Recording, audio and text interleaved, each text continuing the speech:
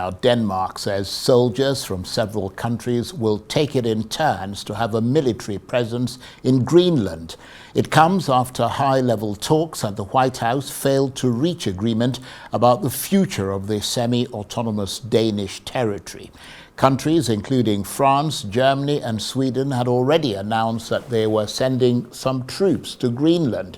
In an interview, the Danish Defence Minister, Troels Lund Poulsen, said the aim was to create a more permanent military presence. There'll be a large Danish contribution, and a rotation of foreign allies, including NATO members, will take part in military and training exercises. Correspondents say Denmark hasn't spelt out exactly why the troops have been invited, but Russia says it's seriously concerned. President Trump is insisting he needs to own Greenland to protect it from Russia and China and for America's own national security.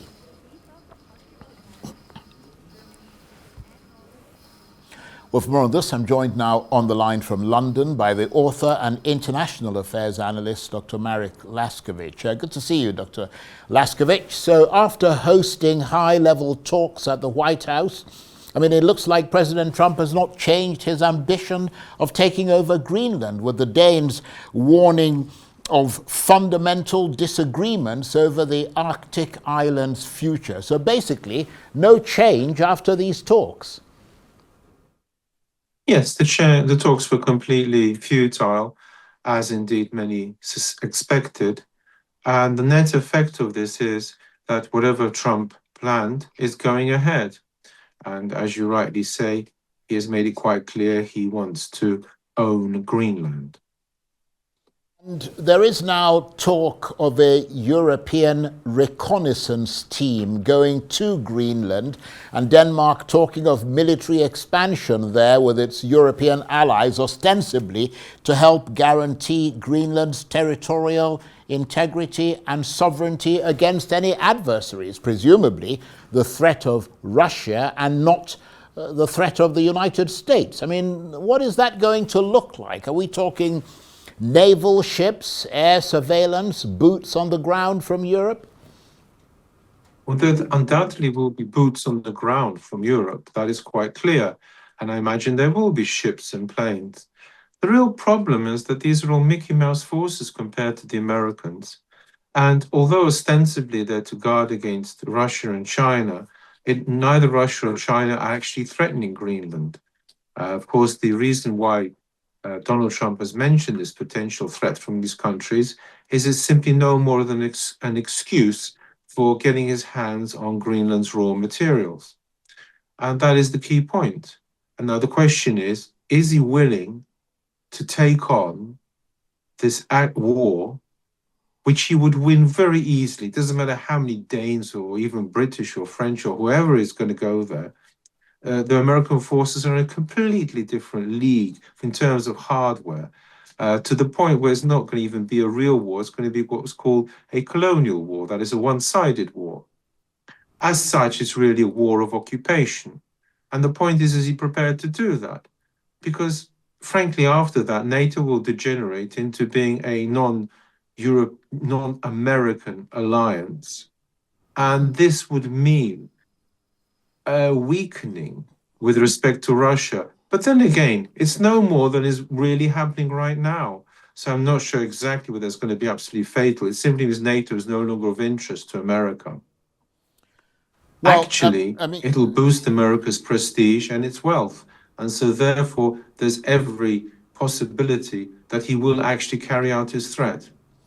Well, beyond the point you made earlier that he clearly covets the minerals in sort of Greenland, is there justification for President Trump's growing concern about security in the Arctic region? Because, it used to be a sort of low-tension area, but it now seems to be becoming part of geopolitics following Russia's aggression in Europe. Is that what's leading to all this concern, or at least partly what's leading to all this concern about defending security interests in the region? Quite frankly, the whole thing is just an excuse. There is no threat at present by Russia, or let alone China. to Greenland.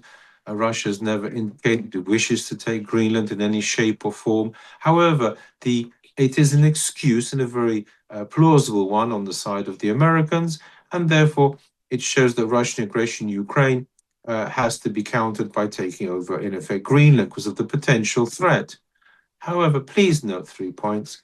First and foremost, the weakening of the West with respect to the Ukraine-Russian war will be enormous.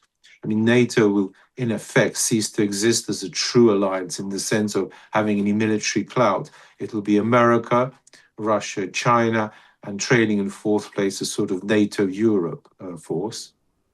Number two, it means that Russia is getting, if you like, a green light to carry on fighting on the basis that America is clearly uninterested. In fact, there are several, if you like, conspiracy theories floating around that the world already has been divided up into some sort of triumvirate of Russia, America, and China, with America getting all the Americas, hence the Venezuelan operation, Cuba, and Mexico threats as well. And what this means, in effect, is that were this to go ahead, we would be a step closer to World War III. Perhaps this might be an amusing point. In one of my books, I indicated that actually, theoretically speaking, America could bring about World War III, but that was a theoretical point, and it would now appear that theory has sprung into life because, in fact, this move is a step closer to World War III, but on the part of America, not Russia.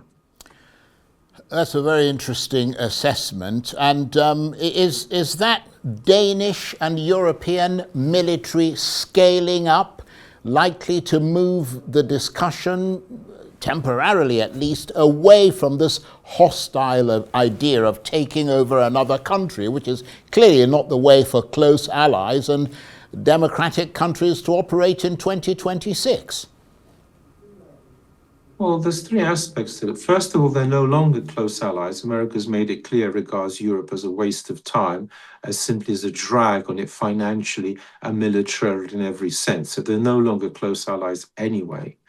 Number two, democracies are actually amongst the most belligerent of all countries. For example, the conquest of Australia, please note, an entire continent, was not carried out by fascists or communists, but by British democracy. Supposedly the mother of all parliaments sits there, and there you have it, indulging in what was a pure war of aggression, or rather an occupation, since the Aborigines lacked the means to fight back. And the same thing's happening here. So democracies per se mean nothing. As for 2026, well, to be quite honest, if Socrates came back today, I honestly doubt you find geopolitics has morally moved forward by a single iota. It's still the big bullying the small, whether it's Austro-Hungary bullying Serbia, which caused World War I, or now Donald Trump bullying Greenland. Nothing much has changed, and so 2026 is simply a date in the calendar. It doesn't imply any progress morally of any sort.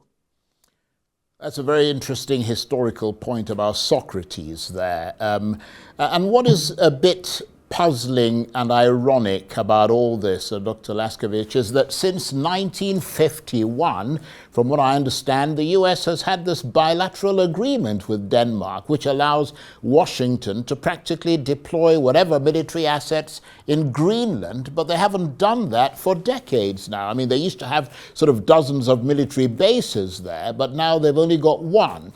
So they can increase their military footprint on Greenland without having to take it over. Quite right, which in itself also invalidates completely Trump's point about being unable to defend Greenland. The sheer fact of the matter is the whole excuse is nonsense. They could indeed take back the bases. Incidentally, if we're going to talk about invalidating his excuses, USA specifically renounced any interest in Greenland so that it could buy the Virgin Islands. I mean, the fact of the matter is there's been plenty of treaties. Trump can have bases. He's agreed, or America's agreed time and time again, and they won't be taking Greenland. Please remember that the plan to take Greenland was actually mooted first in 1940s by under Roosevelt. So it's not new. The point about it is it turned out to be totally unnecessarily militarily. But when we look diplomatically, or more still in terms of wealth, well, it's a bonanza to take it over. The place is totally undeveloped. The local Inuit people are quite clueless in how to develop it. And Donald Trump has got companies, multinationals. I think they're called polite transnationals now, of course. And you just willing to step in straight away and basically feast on the minerals. So yes, there is no reason for the attack in terms of treaties. What a great assessment. Dr. Laskiewicz, thank you very much indeed. Dr. Marek Laskiewicz is the author and international affairs analyst. He was talking to me on the line from London.